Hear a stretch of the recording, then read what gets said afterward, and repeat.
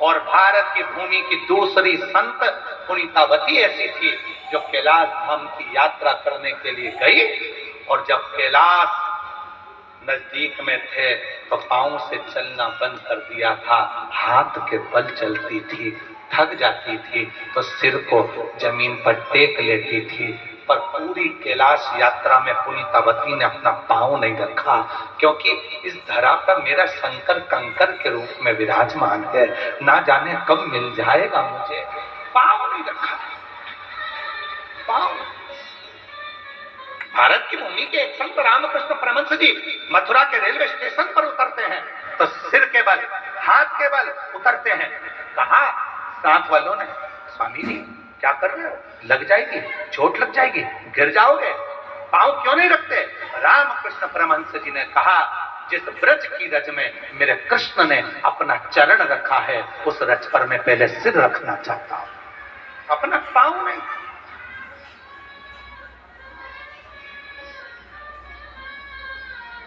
आए रामकृष्ण परमहंस जी को देखकर बहुत सारे संत साधु सन्यासी तपस्वी साधक उपासक आ गए। रामकृष्ण परमहंस जी से प्रश्न किया कि भगवान कृष्ण की बंसी में ऐसा क्या है जो गोपियां आधी रात को दौड़ कर आ जाती है?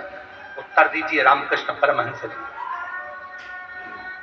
भगवान कृष्ण की बंसी में ऐसा क्या है जो गोपियां आधी रात को अपना परिवार छोड़ देती हैं, बच्चे छोड़ देती हैं, पति छोड़ देती हैं, घर छोड़ देती हैं और दौड़ दौड़ कर आ जाती हैं? भगवान की बंसी में ऐसा क्या है? रामकृष्ण परमहंस जी ने कहा, सुबह ब्रह्म मुहूर्त में 4 बजे बताऊंगा, यमुना जी के घाट, यमुना जी के घाट पर ब्रह्म मुहूर्त में सुबह 4 बजे बताऊंगा। लोग आधी रात को यमुना जी के तट पर इकट्ठे हो गए, पूरा घाट भरा गया, कहीं जगह ना बची रत्ती भर। रामकृष्ण परमहंस जी सुबह 4 बजे आने वाले थे, आए नहीं। 5 बज गई, 6 बज गई, 7 बज गई, 8 बज गई, सुबह की 9 बज गई, 10 बज गई, तब रामकृष्ण परमहंस जी आए। लोगों ने पूछा, बाबा जी बताओ, भगवान कृष्ण की बंसी में ऐसा क्या था जो गोपियां आधी रात को आकर खड़ी हो जाती थी कृष्ण के लिए? तब भगवान रामकृष्ण परमहंस जी ने कहा, वो तो मुझे भी नहीं मालूम कि भगवान की बंसी में ऐसा क्या था, पर उनकी बंसी में आज भी दम है, इसलिए तुम पूरी रात से यहाँ बैठे हुए हो, इंतजार कर रहे हो उस बंसी की बात को ध्यान करने के लिए।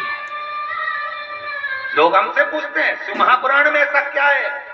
हमने कहा, एक बार पंडाल में आइए और शिव महापुराण के पंडाल में आकर बैठकर जमीन को नमन कर कर कथा को श्रवण कर कर जाइए, फिर मालूम पड़ेगा।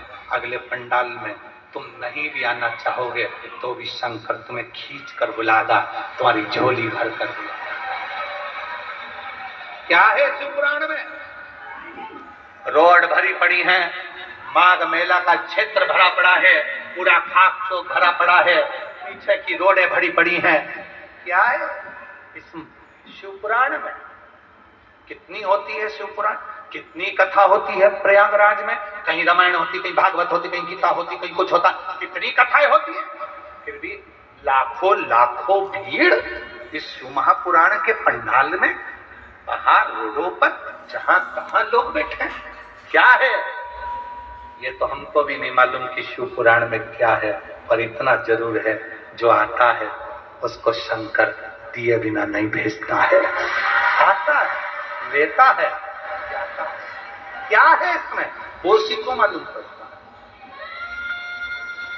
उसी को मालूम।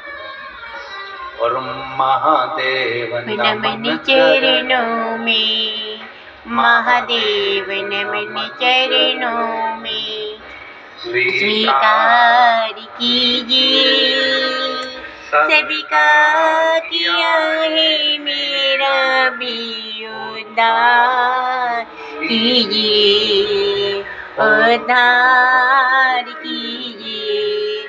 है त्रिकुंडधारी, है त्रिशूलधारी, है त्रिकुंडधारी, है त्रिशूलधारी।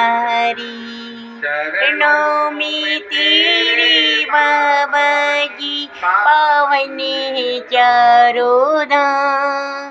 तेरी देव करते वंदना पूजे है सीताराम। हो जाए पूरी कामना, हो जाए पूरी कामना।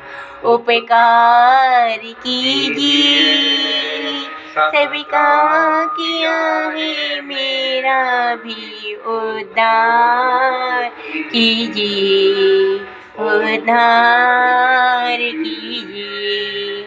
हे त्रिकुंडधारी, हे त्रिशूलधारी, हे त्रिकुंड निधारी, हे त्रिशूलधारी।